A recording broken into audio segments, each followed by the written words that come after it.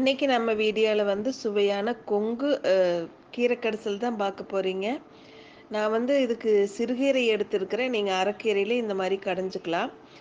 அடுப்பில் தண்ணி ஊற்றி பச்சை மிளகா, 2 பூண்டு, 2 சின்ன வெங்காயம் போட்டு, அது கூட தக்காளி பழம் போட்டு, நீங்கள் கொஞ்சமாக பயத்தம்பருப்பு போடணும். அதிகமாக போயிடுச்சுன்னா உங்களுக்கு அது சாம்பார் மாதிரி போயிடும். கீரை கடைசல் மாதிரி அது வராது. அதனால் நான் போட்டிருக்கிற அதே மெஷர்மெண்ட்டில் தான் நீங்கள் போட்டுக்கணும். இது நாங்கள் ஒரு 3 பேர் 4 பேர் சாப்பிட்ற மாதிரி பண்ணியிருக்கிறேன். நீங்கள் அதிகமாக சாப்பிட்றது அப்படின்னா பயத்தம்பருப்பு இதே போதுங்க.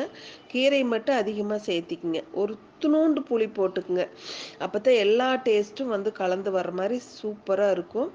அதுக்கப்புறம் நீங்கள் அது நல்லா அந்த பயத்தம்பருப்பு வெந்ததுக்கப்புறம் நீங்கள் கீரையும் போட்டு நல்லா வேக விட்டு இறக்கி வச்சுக்கோங்க. அடுப்பில் கொஞ்சம் தேங்காய் எண்ணெயில் ஜீரகமும் நீங்கள் சின்ன வெங்காயம் போட்டு வணக்கி கொட்டி கடைசியாக கடைஞ்சி சாப்பாட்டோடு சாப்பிட்டு